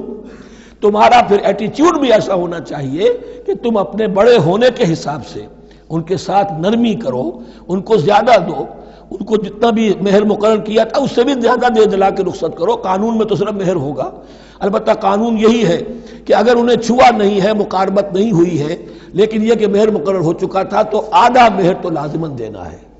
آدھا بھی یہ چھوڑ سکتی ہے عورت، لیکن تمہارے لیے بہتر ہے کہ تم پورا دو یا اور زیادہ دو۔ ان اللہ بما تعملون بصیر، یقیناً جو کچھ تم کر رہے ہو اللہ دیکھ رہا ہے۔ حافظوا علی الصلوات والصلاۃ الوسطی، محافظت کرو پوری طرح، چوکس ہو کر، چوکنے ہو کر تمام نمازوں کی، اور خاص طور پر صلاۃ وسطیٰ کی۔ یعنی بار بار جو آ رہا ہے جان لو اللہ جانتا ہے، جان لو اللہ دیکھ رہا ہے، جو کچھ تم کر رہے ہو اللہ کی نگاہ میں ہے، جو کچھ تم کر رہے ہو اللہ باخبر ہے، یہ سارا کچھ جو ہے یہ اللہ کی یاد ذہن میں برقرار رکھنے کے لیے تمہیں نماز دی گئی ہے۔ 5 وقتہ تم حاضر ہو، دنیا کے کاروبار سے نکلو اور آ کر پھر عہد اللہ سے اپنا جو ہے، یہ جو حفیظ کا ایک شعر ہے، آؤ سجدے میں گرے لوح جبیں تازہ کریں، سرکشی نے کر دیے دھندلے نقوش بندگی، آؤ سجدے میں گرے لوح جبیں تازہ کریں۔ یہاں پر جو ہمارا بندگی کا نقش تھا سرکشی کی وجہ سے وہ دھندلے ہو گئے ہیں، سرکشی نے کر دیے دھندلے نقوش بندگی، آؤ سجدے میں گرے لوح جبیں تازہ کریں، کہ پھر اس پر اللہ تعالیٰ کے ساتھ جو عہد کیا ہے ایاک نعبد و ایاک نستعین اسے پھر تازہ کریں۔ حافظوا علی الصلوات والصلاۃ الوسطی، صلاۃ وسطیٰ کے بارے میں بہت سے اقوال ہیں، لیکن عام طور پر اس سے مراد عصر کی نماز لی گئی ہے۔ دن میں 2 نمازیں اس سے پہلے ہیں، فجر ہے، ظہر ہے، 2 پھر بعد میں ہے، مغرب ہے، عشاء ہے۔ وقوموا للہ قانتین، اور کھڑے ہوا کرو اللہ کے سامنے پورے ادب کے ساتھ، یعنی ایک تو رکوع ہے جس میں جھکنا ہے، سجدہ ہے جھکنے کی انتہا ہے، قیام بھی قنوت کے ساتھ ہو، معلوم ہو کہ ایک بندہ اپنے آقا کے سامنے کھڑا ہے، اس کے کھڑے ہونے کے انداز میں بھی معلوم ہو کہ تواضع ہے، عجز ہے۔ فَإِنْ خِفْتُمْ فَرِجَالًا أَوْ رُكْبَانًا، اور اگر تم خوف کی حالت میں ہو تو چاہے پیادہ چلتے ہوئے، سفر کرتے ہوئے، دشمن پیچھا کر رہا ہے، آپ کہیں جا رہے ہیں تو چاہے اب رکیں گے نماز پڑھیں گے تو وہ تعاقب میں قریب آ جائے گا، تو رجالن چلتے ہوئے، یا کہیں جلدی جانا ہے اور وہاں پر ابھی فوری طور پر حملہ کرنا ہے تو اس میں یہ ہے کہ جنگ کی حالت میں یہ رعایتیں ہیں، چلتے ہوئے اور رکبانہ یا سوار ہونے کی حالت میں بھی نماز پڑھی جا سکتی ہے۔ فَإِذَا أَمِنْتُمْ، لیکن پھر جب امن میں ہو جاؤ، فَاذْكُرُوا اللَّهَ كَمَا عَلَّمَكُمْ، پھر اللہ کو یاد کرو جیسے کہ تمہیں اس نے سکھایا ہے۔ کس نے سکھایا ہے؟ محمد الرسول اللہ نے۔ صلو کما رأیتمونی اصلی، نماز پڑھو جیسے کہ تم مجھے دیکھتے ہو میں نماز پڑھتا ہوں۔ وہ ہے اللہ کا سکھایا ہوا، اس لیے کہ یہ بھی ثابت ہے روایات سے کہ حضرت جبرائیل نے آ کر حضور کو نماز پڑھائی ہے، 2 دن پڑھائی ہے۔ ایک دن 5 نمازیں اول وقت میں پڑھائیں، دوسرے دن 5 نمازیں آخری وقت میں پڑھائیں، اور بتا دیا کہ ان نمازوں کا وقت ان اوقات کے دوران ہے۔ تو معلم جو ہے حضور کے نماز کے معاملے میں حضرت جبرائیل ہے، اور اب حضور جو ہے پوری امت کے لیے معلم ہے۔ فَإِذَا أَمِنْتُمْ فَاذْكُرُوا اللَّهَ كَمَا عَلَّمَكُمْ مَا لَمْ تَكُونُوا تَعْلَمُونَ، جو کچھ تم نہیں جانتے تھے اللہ نے تمہیں سکھایا ہے۔ وَالَّذِينَ يُتَوَفَّوْنَ مِنْكُمْ وَيَذَرُونَ أَزْوَاجًا، اور پھر دوبارہ لوٹ کر معاملہ آ رہا ہے بیواؤں کا، اور جو لوگ تم میں سے وفات دے دیے جائیں اور وہ چھوڑ جائیں پیچھے بیویاں، وصیۃ لازواجہم متاعا الی الحول غیر اخراج، تو ان کی بیویوں کے لیے وصیت لازماً، اپنی بیویوں کے لیے وصیت لازماً کریں 1 سال تک کے لیے نان نفقے کی، اور بغیر اس کے کہ انہیں گھروں سے نکالا جائے۔ اب یوں سمجھئے اس کو، ایک شخص فوت ہوا، 4 بیویاں ہیں، ایک کے ہاں اولاد تھی، بیٹا تو اسی کا ہے، باقی 3 تو اس کی جو ہیں سوتیلی مائیں ہیں۔ ایک ماں کو تو وہ اپنی ماں سمجھ کر اس کی خدمت کرے گا، باقی 3 کو لائبلٹی سمجھے گا۔ تو فرمایا ایسا نہ ہو کہ فوراً نکال دو کہ جاؤ اپنا راستہ لو، جس سے تمہاری شادی تھی وہ گیا۔ 1 سال کے لیے انہیں گھر سے نہ نکالا جائے اور ان کا نان نفقہ دیا جائے۔ لیکن یہ بھی اصل میں تھا وصیت کا، جب یہ جو قانون آئے گا وراثت کا تو اس سے پہلے کے لیے، جیسے کہ والدین کے لیے کہا گیا تھا وصیت کرو، ایسے بیویوں کے لیے بھی کرو۔ جب ان کا حق آ گیا، اس لیے کہ شوہر مر گیا ہے تو بیوی کا حق ہے اس کی وراثت میں، بیوی مر گئی ہے شوہر کا حق ہے اس کی وراثت میں، تو وہ تو وراثت کے اندر حق معین ہو گیا، تو اب یہ وصیت کی ضرورت نہیں۔ اور اسی طرح 1 سال کا نفقہ نہیں ہے، اب نفقہ جو ہے وہ صرف عدت کے دوران کا ہے، جو ہم اس سے پہلے پڑھ چکے ہیں۔ فَإِنْ خَرَجْنَ فَلَا جُنَاحَ عَلَيْكُمْ فِي مَا فَعَلْنَ فِي أَنفُسِهِنَّ، لیکن اگر وہ خود نکل جائیں، ظاہر بات ہے کہ عدت ہوتی 4 مہینے 10 دن، اب تم سال بھر روکو گے تو نہیں ان کو، اگر وہ شادی کر کے کہیں اور جا کے بسنا چاہیں تو تم پر کوئی الزام نہیں آئے گا، جو کچھ وہ کرتی ہیں اپنی جانوں کے بارے میں معروف ہو، بھلے طریقے پر، معروف طریقے پر۔ واللہ عزیز الحکیم، اور یقیناً اللہ تعالیٰ زبردست ہے، حکمت والا۔ وللمطلقات متاع بالمعروف، اسی طرح مطلقات کے لیے بھی ساز و سامان زندگی کی ضروریات ہے معروف طریقے پر، حقا علی المتقین، لیکن یہ ہے عدت کے وقت تک کے لیے۔ اسی معاملے میں شاہ بانو کیس میں ایک جو فیصلہ دیا تھا یہ کلکتہ ہائی کورٹ نے، اس پر پھر ہندوستان میں ایجیٹیشن ہوا۔ اس نے یہ فیصلہ دیا تھا کہ کوئی مسلمان اپنی بیوی کو طلاق دے دے تو اب وہ بیوی اگر تو دوسری شادی کر لے تب تو بات دوسری ہے، ورنہ جب تک زندہ رہے گی اس طلاق دینے والے پر اس کا نان نفقہ جو ہے رہے گا پوری زندگی تک۔ اس پر مسلمانوں نے کہا، بھارت کے مسلمانوں نے، یہ ہماری شریعت میں دخل اندازی ہے، شریعت نے صرف عدت تک کا حق رکھا ہے مطلقہ کے لیے، تم ساری زندگی کہاں سے لا رہے ہو؟ پھر وہ فساد ہوا، پھر بہت سے لوگوں نے جانیں دیں، پھر جو ہے ایجیٹیشن ہوا، لیکن پھر راجیو گاندھی کو گھٹنے ٹیکنے پڑے، اور پھر قانون بنا دیا گیا بھارت میں کہ کوئی عدالت ہندوستان کی including supreme court of India مسلمانوں کے آئلی قوانین میں دخل نہیں دے سکتی۔ میں سلام کیا کرتا ہوں مسلمانان بھارت کو، ہمارے ہاں ایک ڈکٹیٹر نے، فوجی ڈکٹیٹر نے آئلی قوانین بنائے جنہیں سنیوں نے، شیعوں نے، اہل حدیث نے، بریلویوں نے، دیوبندیوں نے اور جماعت اسلامی کی ٹاپ کی قیادت سب نے یہ کہا کہ یہ غلط قوانین ہیں، اور وہ آج تک چل رہے ہیں۔ ایک اور ملٹری عامر 11 برس تک یہاں پر لمن الملک اليوم، میرے لیے ہے بادشاہی، میں ہوں مقتدر اعلیٰ، مقتدر قادر مطلق، یہ کہتا ہوا چلا گیا اور اس قوانین کو جوں کا توں برقرار رکھا ہے۔ اسی پر بھی میں نے شورا سے استعفیٰ دیا تھا ان کے، لیکن مسلمانوں نے وہاں پر یہ بات بھی نہیں ہونے دی کہ جب قرآن شریعت کا حکم جو ہے وہ یہ ہے کہ مطلقہ کو عدت تک کے لیے دان نفقہ ہے تو ساری زندگی کا کوئی معاملہ نہیں۔ کذالک یبین اللہ لکم آیاتہ لعلکم تعقلون، اسی طرح اللہ تعالیٰ تمہارے لیے اپنی آیات کو واضح کر رہا ہے تاکہ تم عقل سے کام لو اور سمجھو۔ اب جو 2 رکوع اگلے آ رہے ہیں یہ بڑے اہم ہیں اس اعتبار سے کہ یہ تاریخ بنی اسرائیل کا غزوہ بدر ہے جس کا تذکرہ ہوگا۔ میں ایک بات آپ کو بنی اسرائیل کی تاریخ کی بتا چکا ہوں کہ جب حضرت موسیٰ کے انتقال کے بعد یوشع ابن نون کی سرکردگی میں انہوں نے جہاد کیا، قتال کیا تو فلسطین فتح ہو گیا، لیکن انہوں نے چھوٹی چھوٹی حکومتیں 12 بنا لی اور آپس میں لڑتے بھی رہے۔ لیکن 300 برس کے بعد پھر صورتحال پیدا ہوئی، وہ واقعہ ہوگا جو اب سامنے آ رہا ہے کہ جب ان کے اوپر دنیا تنگ ہو گئی، آس پاس کے جو کافر اور مشرک لوگ تھے انہوں نے انہیں دبا لیا، بہت سو کو ان کے گھروں سے، ان کے ملکوں سے نکال دیا، تو پھر تنگ آ کر انہوں نے کہا اس وقت کے نبی سے کہ ہمارے لیے کوئی بادشاہ بنا دیجئے، سپہ سالار بنا دیجئے، اب ہم اللہ کی راہ میں جنگ کریں گے۔ تو وہ جو جنگ ہوئی ہے طالوت اور جالوت کی، اس جنگ کے بعد سے خلافت راشدہ شروع ہوئی ہے دور بنی اسرائیل کی۔ گویا کہ خلافت راشدہ دور بنی اسرائیل کی 300 برس بعد آئی ہے ان کے رسول کے انتقال کے۔ جبکہ خلافت راشدہ اس امت مسلمہ کی متصل ہے رسول اللہ صلی اللہ علیہ وسلم کے زمانے کے ساتھ، اس لیے کہ صحابہ نے جانیں دیں، خون دیا، قربانیاں دیں، اور اس کے نتیجے میں حضور کی زندگی ہی میں دین غالب ہو گیا، اسلامی ریاست قائم ہو گئی۔ تو ظاہر بات ہے اس کے بعد آپ کے انتقال کے بعد خلافت کا دور شروع ہو گیا، لیکن وہاں یہ سارے سال 300 برس گزرے ہیں، اس کے بعد ان کا دور خلافت آیا ہے، اور اس میں بھی 3 خلافتیں ہیں کہ جو متفق علیہ ہیں۔ ویسے وہاں تو وہ نبوتیں ہیں، طالوت علیہ السلام، داؤد علیہ السلام اور سلیمان علیہ السلام۔ چوتھی خلافت پر آ کر تقسیم ہو گئی ہے، جیسے حضرت علی کے زمانے میں چوتھی خلافت میں عالم اسلام جو ہے دارالاسلام منقسم ہو گیا کہ مصر اور شام نے حضرت علی کی خلافت کو تسلیم نہیں کیا۔ اسی طرح حضرت سلیمان کے 2 بیٹوں میں پھر ان کی مملکت تقسیم ہو گئی، ایک اسرائیل اور ایک یہودیہ، یہ 2 ریاستیں وجود میں آئی، جوڈی۔ بہرحال یہ جو واقعہ تھا کہ جس کے بعد خلافت راشدہ شروع ہو رہی ہے، اسلام کا غلبہ شروع ہو رہا ہے حضرت موسیٰ کی تاریخ میں، وہ ہے طالوت اور جالوت کی جنگ۔ اس کے لیے اب یہاں پر تذکرہ ہو رہا ہے، اور یہ بھی ایک آئینہ دکھایا جا رہا ہے صحابہ کرام کو، اب یہی مرحلہ تمہیں درپیش ہے۔ غزوہ بدر آیا چاہتا ہے، آئینہ، coming events cast their shadows before, تمہیں پہلے سے بتایا جا رہا ہے۔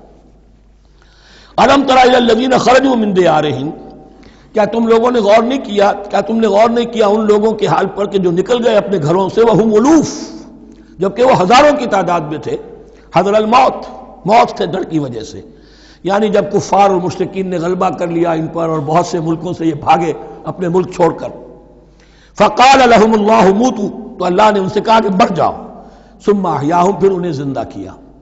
یہاں یہ بھی ہو سکتا ہے مراد کہ فی الواقع یہ عمل ہوا ہو، اور یہ بھی مراد ہو سکتا ہے جیسے قوم مر جاتی ہے لیکن پھر اس کا نشأت ثانیہ ہو جاتی ہے، پھر اللہ نے ان کے اندر ایک جذبہ پیدا کر دیا۔ یعنی یہاں پر مرنا اور احیاء جو ہے وہ معنوی ہو، روحانی ہو، اخلاقی ہو، وہ بالفعل جسدی نہ ہو، لیکن اللہ کے اختیار سے باہر نہیں، اس کی قدرت میں ہے، سب کو مار کر بھی دوبارہ جلا سکتا ہے۔ ان اللہ لذو فضل علی الناس ولکن اکثر الناس لا یشکرون، اور یقیناً اللہ تعالیٰ تو اپنے بندوں پر بڑا فضل کرتا ہے، لیکن اکثر لوگ جو ہیں شکر نہیں کرتے، ناقدری کرتے ہیں اللہ کے احسانات کی۔ لیکن اب وہ غزوہ بدر جو ہے ان کا سابقہ امت مسلمہ کا، اس کا حال بیان کرنے سے پہلے مسلمانوں سے گفتگو ہو رہی، اس لیے کہ ہے تو ساری ان کے لیے، ان کی ہدایت کے لیے۔ تاریخ بیان کرنا قرآن کا مقصد نہیں ہے، تاریخ کی کتاب نہیں ہے یہ، تو جو پروسیس آف ریولوشن چل رہا تھا، جو جد و جہد تھی، جو تحریک تھی محمد رسول اللہ کی، جس مرحلے میں سے وہ تحریک گزر رہی ہے، اسی مرحلے کی مناسبت سے سابقہ تاریخ سے بھی واقعات لائے جا رہے ہیں، اور اسی کی مناسبت سے وہ جو بھی وقتی احکام ہیں وہ دیے جا رہے ہیں۔ وَقَاتِلُوا فِي سَبِيلِ اللَّهِ وَاعْلَمُوا أَنَّ اللَّهَ سَمِيعٌ عَلِيمٌ، اور جنگ کرو اللہ کے راستے میں، اور جان لو اللہ تعالیٰ سب کچھ سننے والا اور جاننے والا ہے۔ من ذا الذی یقرض اللہ قرضا حسنا فیضاعفہ لہ اضعافا کثیرا، کون ہے وہ شخص کہ جو اللہ کو قرض حسنہ دے؟ یہ انفاق جب کیا جاتا ہے خالص اللہ کے دین کے لیے، تو اللہ کہتا ہے یہ میرے ذمہ قرض ہے، دین میرا ہے، تم میرے دین کو غالب کرنا چاہتے ہو، میری حکومت قائم کرنا چاہتے ہو، تو جو کچھ اس میں خرچ کرو گے وہ مجھ پر قرض ہے، قرض حسنہ ہے۔ من ذا الذی یقرض اللہ قرضا حسنا فیضاعفہ لہ، تو اللہ اس کو اس کے لیے بڑھاتا رہے، دگنا کرتا رہے، اضعافا کثیرا، دگنا چوگنا، بہت گنا۔ واللہ یقبض ویبسط، اور اللہ ہی کے اختیار میں کسی چیز کو چھوٹا کر دینا، سکیر دینا، اور کھول دینا اور کشائش کر دینا۔ وَإِلَيْهِ تُرْجَعُونَ، اور اسی کی طرف تمہیں لوٹا دیا جائے گا۔ یہاں دیکھیے یہ دونوں چیزیں، جہاد بالنفس اس کی آخری شکل قتال، اور جہاد بالمال اس کے لیے پہلے لفظ آ رہا تھا انفاق، اب قرض حسنہ، اللہ کو قرض حسنہ۔ الم تر الی الملأ من بنی اسرائیل من بعد موسیٰ، کیا تم نے غور نہیں کیا موسیٰ کے بعد بنی اسرائیل کے سرداروں پر، ملا من بعد موسیٰ، اذ قالوا لنبی لہم، جبکہ انہوں نے اپنے نبی سے کہا۔ یہ تو میں آپ کو حدیث سنا چکا ہوں، کوئی وقت ایسا نہیں گزرا حضرت موسیٰ کے بعد کہ نبی کوئی نہ کوئی موجود نہ رہا ہو، حضرت عیسیٰ تک۔ اس زمانے کے جو نبی تھے ان سے انہوں نے کہا لَهُمْ مُبَعْثُ لَنَا مَلِكًا نُقَاتِلْ فِي سَبِيلِ اللَّهِ، اب ہمارے لیے کوئی بادشاہ مقرر کر دیجئے تاکہ ہم اللہ کی راہ میں قتال کریں، جنگ کریں۔ یہاں بادشاہ سے مراد ہے جو سپہ سالار ہو، نبی ہے تو ظاہر بات ہے کہ نبی کا رتبہ تو بلند رہے گا، لیکن نبی کے تابع ہو کر کوئی شخص کہ جو جنگ کی سپہ سالاری کر سکے اس کو نامزد کر دیجئے۔ قال هل عصیتم ان کتب علیکم القتال الا تقاتلوا، جو نبی تھے، یہ سیموئیل نبی تھے، سموئیل، یہ آپ اولڈ ٹیسٹمنٹ میں پڑھیں گے، سیموئیل نبی، انہوں نے کہا کہ اس کا بھی اندیشہ ہے کہ جب جنگ فرض کر دی جائے اللہ تو قاتلو، پھر تم جنگ نہ کرو، یعنی ابھی تو بڑے تمہارے دعوے ہیں، بہادری دکھا رہے ہو، بڑا جوش و خروش ہے، کہیں ایسا تو نہیں ہوگا کہ ادھر سے میں اللہ تعالیٰ سے اجازت بھی لوں جنگ کی اور تمہارے لیے کوئی سپہ سالار یا بادشاہ بھی بنا دوں اور پھر تم جنگ سے کل کترا جاؤ۔ قالوا وما لنا الا نقاتل فی سبیل اللہ، ان کا کیا کیسے ممکن ہے کہ ہم اللہ کی راہ میں قتال نہ کریں؟ وقد اخرجنا من دیارنا وابنائنا، جبکہ ہمیں نکال دیا گیا ہے ہمارے گھروں سے اور ملکوں سے اور اپنے بیٹوں سے، یعنی ان کی اولاد کو تو انہوں نے غلام بنا لیا، ان کی عورتوں کو باندیاں بنایا، اب یہ تو نکلے ہوئے ہیں اپنے ملکوں سے، خوف سے بھاگے ہوئے۔ فلما كتب عليهم القتال، تو جب ان پر وہ جنگ فرض کر دی گئی، تولوا الا قليلا منهم، تو پیٹھ پھیر گئے سب کے سب سوائے کچھ لوگوں کے۔ یہ گویا کہ تنبیہ کی جا رہی ہے، مسلمانوں تم بھی بہت کہتے رہے ہو کہ حضور ہمیں جنگ کی اجازت ملنی چاہیے، ہم کب تک یہ ظلم سہیں گے، لیکن ایسا نہ ہو دیکھو اب جب جنگ کا حکم آئے، اب پڑھ چکے ہم وہ آیت کتب علیکم القتال وہو کرہ لکم، اب اچھی نہیں لگ رہی جنگ، جان تو پیاری ہے، تو اب دکھا دیا گیا وہاں بھی یہ ہوا۔ واللہ علیم بالظالمین، اور اللہ ایسے ظالموں سے خوب باخبر ہے۔ وقال لهم نبیہم، اور ان سے کہا ان کے نبی نے، ان اللہ قد بعث لکم طالوت ملکا، تمہارے لیے اللہ تعالیٰ نے طالوت کو بادشاہ مقرر کیا ہے۔ ان کا نام تورات میں آیا ہے سول یا ساؤل، SAUL۔ اب یہ سمجھ میں نہیں آتا، ہو سکتا ہے کہ اصل نام ساؤل ہو، لیکن چونکہ وہ بہت قداور تھے، طول قداور، اس لیے ان کا ایک صفاتی نام ہو طالوت۔ قرآن مجید نے صفاتی نام لیا ہے کہ وہ بہت قداور تھے۔ قالوا انا یکون لہ الملک علینا، اب انہوں نے کہا کیسے ہو سکتا ہے کہ اسے بادشاہت ملے ہمارے اوپر، ونحن احق بالملک منہ، ہمیں زیادہ حق حاصل ہے اس کے مقابلے میں کہ ہمیں بادشاہی دی جائے۔ ولم یؤت سعۃ من المال، وہ تو مفلس ہے، اسے تو اللہ نے کوئی زیادہ دولت دی نہیں ہے، کیونکہ ان کے معیار تو یہی تھے، جو دولت مند ہے وہی صاحب عزت ہے۔ قال ان اللہ اصطفاہ علیکم، اب نبی نے کہا اب جو چاہو کہو، اللہ نے اس کو چن لیا ہے تم پر، یہ فیصلہ اب ہو چکا، اللہ کا فیصلہ ہے، ڈیوائن ججمنٹ ہے، ڈیوائن ڈیسیجن ہے، کین ناٹ بی ریووکڈ۔ وَزَادَهُ بَسْطَةً فِي الْعِلْمِ وَالْجِسْمِ، اور اسے کشادگی عطا کی ہے علم اور جسم دونوں چیزوں میں، قداور ہے، طاقتور ہے، اور اسی طریقے سے علم اور فہم دیا ہے۔ تم دولت دیکھتے ہو، اللہ نے چنا ہے ان دو چیزوں کی بنا پر، جسمانی طاقت، جسمانی قوت، اس دور میں ظاہر بات ہے اس کی بہت ضرورت تھی، اور دوسرے یہ کہ اسے علم دیا ہے، فہم دیا ہے، سمجھ دی ہے، دانش دی ہے۔ واللہ یؤتی ملکہ من یشاء، اور اللہ تعالیٰ جس کو چاہتا ہے اپنی بادشاہت دے دیتا ہے۔ واللہ واسع علیم، اللہ بہت سمائی والا ہے، واسع، اس کی وسعت جو ہے وہ عطا ہے، اور علیم، اور سب کچھ واسع علیم، جاننے والا ہے، یعنی وہ جس کو جو کچھ دیتا ہے بربنائے علم دیتا ہے، کون اس کا مستحق ہے۔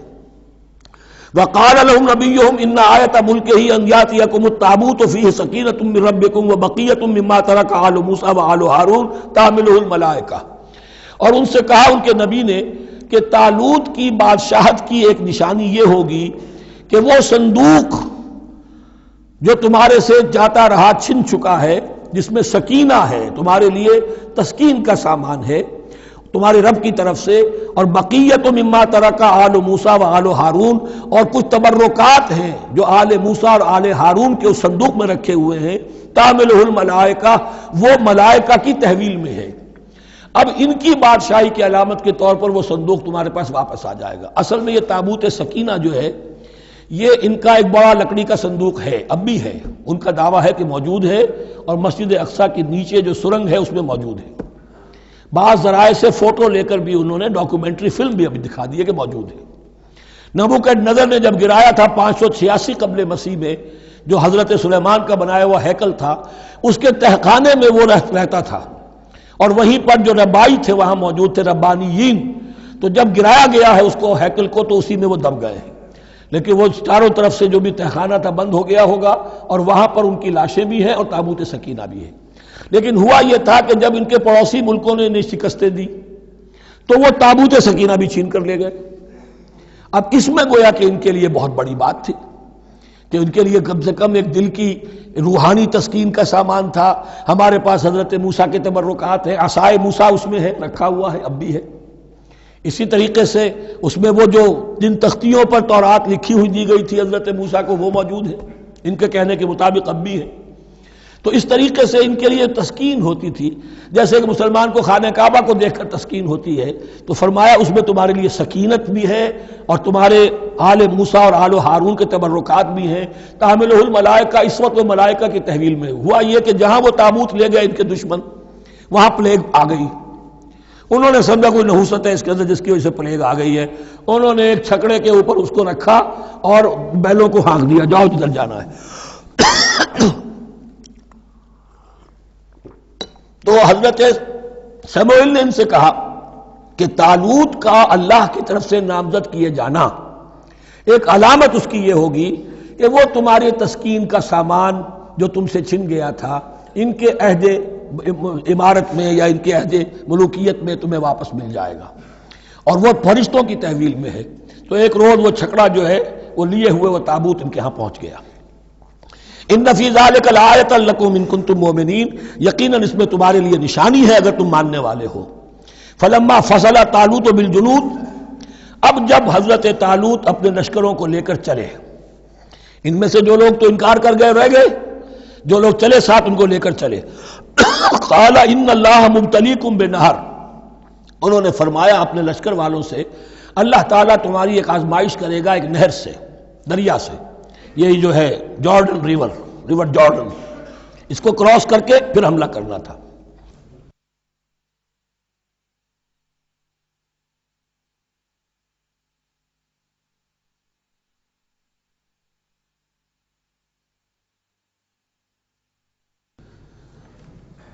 بسم اللہ اولہ و آخرہ. فلما فصل طالوت بالجنود، تو جب طالوت اپنے لشکروں کو لے کر چلے، قال ان اللہ مبتلیکم بنہر، تو انہوں نے کہا کہ اللہ تعالیٰ تمہاری آزمائش کرے گا ایک دریا سے، یعنی دریائے اردن. فمن شرب منہ فلیس منی، جو اس میں سے پیٹ بھر کر پانی پیے گا وہ مجھ میں سے نہیں ہے. ومن لم یطعمہ فانہ منی، جو اس میں سے پانی نہیں پیے گا وہ میرا ساتھی ہے. الا من اغترف غرفۃ بیدہ، سوائے اس کے کہ کوئی صرف اپنے چلی سے لے کر، چلو سے، اور وہ کچھ وہ ایک گھونٹ لے لے. یہ اصل میں ہر کمانڈر کے لیے ضروری ہوتا ہے کہ کسی بھی بڑی جنگ سے پہلے اپنے ساتھیوں کا مورال دیکھے، ڈسپلن کی حالت دیکھے. تو جیسے حضور نے بھی غزوہ بدر سے قبل مشاورت کی تھی کہ مسلمانوں ایک لشکر آ رہا ہے جنوب سے کیل کانٹے سے لیس، اور ایک قافلہ آ رہا ہے شمال سے، اور اللہ نے ان دو میں سے ایک کا وعدہ کیا تمہیں ضرور ملے گا، بتاؤ کدھر چلے. اندازہ ہو گیا کچھ لوگ جو کمزوری دکھا رہے تھے انہوں نے کہا چلیں جی پہلے قافلہ لوٹ لیں، اور جو لوگ تھے باہمت انہوں نے کہا جو حضور آپ کی ارادہ ہو، جو آپ کا منشا ہو. تو یہاں بھی انہوں نے اس سے ٹیسٹ کیا ہے کہ آیا وہ میرے حکم کی پابندی کرتے ہیں یا نہیں کرتے. فشربوا منہ، تو ان سب نے، بہتوں نے پیا اس میں سے خوب جی بھر کر. الا قلیلا منہم، سوائے ان میں سے بہت کم تعداد میں. فلما جاوزہ هو والذین آمنوا معہ، تو جب گزرے اس دریا کے پار، اترے وہ اور وہ لوگ جو ان کے ساتھ ساتھیہ اہل ایمان رہے تھے. یعنی پہلی سکریننگ پہلے ہو چکی تھی، جو قتال ہی کے منکر ہو گئے تھے، اور اس کے بعد دوسری ہو گئی ہے کہ جو اس چھلنی میں سے نہیں نکل سکے، وہ پانی پی کر بے سدھ ہو گئے. یہ ایسا ہی ہے جیسے غزوہ احد میں حضور صلی اللہ علیہ وسلم کے ساتھ 1000 آدمی مدینے سے نکلے تھے اور پھر عین وقت پر 300 آدمی ساتھ چھوڑ کر چلے گئے. تو جب انہوں نے دریا پار کر لیا، انہوں نے اور ان کے ساتھی اہل ایمان نے، قالوا لا طاقت لنا اليوم بجالوت وجنود، تو انہوں نے کہا کہ ہمارے اندر تو واقعتاً طاقت نہیں ہے کہ ہم جالوت کا اور اس کے لشکروں کا مقابلہ کر سکیں. یہ گولیت جس کو کہتے ہیں جالوت، یہ بڑا قوی ہیکل انسان تھا، اور اس کا جو زرہ بختر تھا وہ اتنا پورا جسم ڈھکا ہوا کہ سوائے آنکھ کے سوراخ کے اور کچھ نہیں تھا اس میں، جو نظر ہی نہیں آتا تھا. تو اس نے مبارزت کی اور کوئی بھی مقابلے پر نہیں آ رہا تھا. قال الذين يظنون انهم ملاقو الله كم من فئة قليلة غلبت فئة كثيرة باذن الله، تو کہا ان لوگوں نے جو یقین رکھتے تھے کہ اللہ سے ملاقات کرنی ہے کہ کئی مرتبہ ایسا ہوا ہے، کتنی مرتبہ ایسا ہوا ہے کہ چھوٹی جماعت غالب آ گئی ہے بڑی جماعت پر اللہ کے حکم سے. یعنی آگے بڑھو، ہمت کرو، اپنی جو ہے کم ہمتی کا ثبوت نہ دو، اللہ تعالیٰ کی نصرت سے، اللہ کی مدد سے تمہیں فتح حاصل ہو جائے گی۔ واللہ مع الصابرین، اللہ تو صابروں کے ساتھ ہے۔ ولما برزوا لجالوت وجنودہ، تو جب وہ سامنے آئے جالوت اور اس کے لشکروں کے، برزا ظاہر ہو جانا، سامنے آمنے سامنے آ جانا، اب ادھر ان کا لشکر ہے طالوت علیہ السلام کا، اور ادھر وہ جالوت کا لشکر ہے۔ قالوا، اب انہوں نے دعا کی، ربنا افرغ علینا صبرا، اے اللہ ہم پر صبر انڈھیل دے۔ یہ افرغ کا لفظ ہوتا ہے کسی برتن سے پانی اس طرح گرا دینا کسی کے اوپر کہ وہ برتن خالی ہو جائے، گھڑوں پانی ڈال دینا یا کچھ اور برتن میں سے۔ افرغ علینا صبرا، ہم پر صبر انڈھیل دے، صبر کی بارش فرما دے۔ ربنا افرغ علینا صبرا وثبت اقدامنا، اور ہمارے قدموں کو جما دے، وانصرنا علی القوم الکافرین، اور ہماری مدد فرما ان کافروں کے مقابلے میں۔ یہی دعا گویا کہ تلقین کی جا رہی ہے اہل ایمان کو کہ جب بدر کے موقع پر تمہارا مقابلہ ہوگا تو تمہیں یہ دعا کرنی چاہیے۔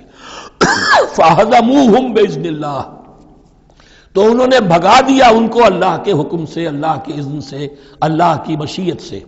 وَقَتَلَ داود جالوت، اور قتل کیا جالوت کو داود نے۔ یہ داود جو ہے تورات سے معلوم ہوتا گڈریے تھے، جنگلوں میں رہتے تھے اپنی بھیڑیں بکریاں لے کر، اور ان کے پاس ایک گوپیا ہوتا تھا، اس گوپیے کے اندر پتھر رکھ کر اس کو گھما کر وہ مارتے تھے، لیکن نشانہ اتنا صحیح تھا کہ اس سے وہ کہتے تھے کہ میں شیروں کے جبڑے توڑ دیتا ہوں۔ جب کبھی شیر آتے ہیں میرے بھیڑوں بکریوں کے گلوں پر حملے کے لیے، تو جب وہ آ گئے اتفاق سے، جب لشکر آمنے سامنے تھے، ادھر جالوت للکار رہا ہے آئے کوئی میرے مقابلے میں، ادھر سب کے سب سہمے کھڑے ہیں، کوئی آگے نہیں نکل رہا، تو حضرت طالوت آئے، یہ حضرت داود آ گئے اتفاقاً۔ کہا معلوم ہوا کیا سچویشن ہے، یہ ہے کہ اچھا ٹھیک ہے، میں اس غیر مختون کا میں معاملہ کرتا ہوں، اس لیے کہ یہ ان کے ہاں سب سے بڑی گالی تھی۔ حضرت ابراہیم کی ملت میں ہے ختنہ، اور یہ جو کفار اور مشرک تھے ان کے ہاں ختنہ نہیں تھی، تو نامختون ہونا ان کے ہاں یہ سب سے بڑی گالی تھی۔ اس نامختون کا پھر جو ہے میں اس کو کیفر کردار تک پہنچاؤں گا، میرے پاس یہ گوپیا ہے اور میں تو شیروں کے جبڑے توڑ دیا کرتا ہوں۔ انہوں نے پھر وہ پتھر رکھ کر اور گھمایا ہے، اور سیدھا وہ آنکھ کے سوراخ سے اس کے بھیجے کے اندر اتر گیا، اور اس طریقے سے قتل داود و جالوتا، داود نے جالوت کو قتل کیا، اور اللہ تعالیٰ نے پھر ان کو جو براتب عطا کیے، وَآتَاهُ اللَّهُ الْمُلْكَ وَالْحِكْمَةَ وَعَلَّمَهُ مِمَّا يَشَاءُ۔ ایک تو یہ کہ طالوت علیہ السلام نے اپنی بیٹی کا نکاح ان سے کر دیا، داماد ہو گئے، اور پھر انہی کو وارث بنایا، یہ بادشاہ ہوئے۔ اللہ نے ان کو ہی ملک دیا، حکومت دی، بادشاہت دی، اور حکمت بھی دی، نبوت بھی دی، یہ دونوں اعتبارات سے ان کو اللہ تعالیٰ نے سرفراز فرمایا۔ وَعَلَّمَهُ مِمَّا يَشَاءُ، اور پھر اسے سکھایا جو کچھ کہ اللہ نے چاہا۔ وَلَوْلَا دَفْعُ اللَّهِ النَّاسَ بَعْضَهُمْ بِبَعْضٍ، اور اگر اس طریقے سے اللہ ایک گروہ کو دوسرے کے ذریعے سے دفع نہ کرتا رہے، زمین میں فساد ہوتا ہے تو اللہ تعالیٰ کو شکل ایسی پیدا کرتا ہے کہ کسی اور گروہ کو سامنے لا کر مفسدوں کا خاتمہ کرتا ہے۔ اگر ایسا نہ ہوتا، وَلَوْلَا دَفْعُ اللَّهِ النَّاسَ بَعْضَهُمْ بِبَعْضٍ لَفَسَدَتِ الْأَرْضُ، تو زمین میں فساد ہی فساد پھیل گیا ہوتا۔ اللہ تعالیٰ نے ان جنگوں کے ذریعے سے ہر بڑا فرعون جو آتا، ہر فرعون راموسا، اللہ تعالیٰ نے کوئی نہ کوئی اس کے لیے علاج تجویز کیا ہوا ہے۔ وَلَوْلَا دَفْعُ اللَّهِ النَّاسَ بَعْضَهُمْ بِبَعْضٍ لفسدت الارض ولكن اللہ ذو فضل علی العالمین، لیکن اللہ تعالیٰ تو تمام جہانوں پر بڑا فضل کرنے والا ہے۔ تلک آیات اللہ نتلوها علیک بالحق، یہ اللہ کی آیات ہیں جو ہم پڑھ کر آپ کو سنا رہے ہیں حق کے ساتھ۔ یہ قول گویا کہ حضرت جبرائیل کی طرف منسوب ہوگا، یہ اللہ کی آیات ہیں اے مسلمانوں، اے محمد صلی اللہ علیہ وسلم، جو ہم آپ کو سنا رہے ہیں حق کے ساتھ۔ وَإِنَّكَ لَمِنَ الْمُرْسَلِينَ، اور یقیناً اے محمد صلی اللہ علیہ وسلم آپ رسولوں میں سے ہیں۔ تِلْكَ الرُّسُلُ فَضَّلْنَا بَعْضَهُمْ عَلَى بَعْضٍ، ایک بہت اہم قانون بیان ہو رہا ہے، ان رسولوں میں سے ہم نے بعض کو بعض پر فضیلت دی ہے۔ یہ میں پہلے بیان کر چکا ہوں کل، تفریق بین الرسل کفر ہے، تفضیل یہ قرآن سے ثابت ہے، کوئی افضل ہے اور کوئی مفضول ہے، کسی کو کسی اعتبار سے فضیلت ہے، کسی کو کسی اور اعتبار سے فضیلت، جزوی فضیلت ہے مختلف لوگوں کی ہو سکتی ہے، کلی فضیلت تمام انبیاء اور رسول پر محمد رسول اللہ کو حاصل ہے۔ تلک الرسل فضلنا بعضهم علی بعض منهم من کلم اللہ، ان میں سے وہ بھی تھے جن سے اللہ نے کلام فرمایا، حضرت موسیٰ علیہ السلام۔ ورفع بعضهم درجات، اور بعضوں کے اور کسی اعتبار سے درجات بڑھا دیے۔ وآتینا عیسی ابن مریم، اور ہم نے عیسیٰ ابن مریم کو البینات بڑے کھلے معجزے دیے، وَأَيَّدْنَاهُ بِرُوحِ الْقُدُسِ اور ان کی مدد فرمائی حضرت جبرائیل کے ساتھ۔ وَلَوْ شَاءَ اللَّهُ مَا اقْتَتَلَ الَّذِينَ مِن بَعْدِهِمْ مِن بَعْدِ مَا جَاءَتْهُمُ الْبَيِّنَاتُ، لیکن اللہ چاہتا تو یہ آپس میں نہ لڑتے جھگڑتے، نہ یہودیوں کی آپس میں جنگیں ہوتی، نہ یہودیوں نصرانیوں کی ہوتی، نہ نصرانیوں کے فرقے ایک دوسرے سے لڑتے۔ وَلَوْ شَاءَ اللَّهُ مَا اقْتَتَلَ الَّذِينَ مِن بَعْدِهِمْ مِن بَعْدِ مَا جَاءَتْهُمُ الْبَيِّنَاتُ، اس کے بعد کہ ان کے پاس واضح تعلیمات آ چکی تھیں۔ وَلَٰكِنِ اخْتَلَفُوا، لیکن انہوں نے اختلاف کیا۔ فَمِنْهُم مَّنْ آمَنَ وَمِنْهُم مَّنْ كَفَرَ، ان میں وہ بھی ہیں جو ایمان لے آئیں گے اور ان میں وہ بھی ہیں جو کفر پر اڑ گئے ہیں۔ وَلَوْ شَاءَ اللَّهُ مَا اقْتَتَلُوا، اگر اللہ چاہتا ان پر لازم کر دیتا، یعنی جبراً تکوینی طور پر، تو اختلاف نہ کرتے، جھگڑتے نہ۔ وَلَٰكِنَّ اللَّهَ يَفْعَلُ مَا يُرِيدُ، لیکن اللہ تو کرتا ہے جو چاہتا ہے۔ اللہ نے جو دنیا کو اس حکمت پر بنایا ہے کہ یہ دنیا کی زندگی آزمائش ہے، آزمائش کے لیے آزادی دی ہے، تو جو شخص غلط راستے پر جانا چاہے اسے آزادی ہے، جو صحیح راستے پر آنا چاہے اسے آزادی ہے۔ بارک اللہ لی و لکم فی القرآن العظیم ونفعنی وإیاکم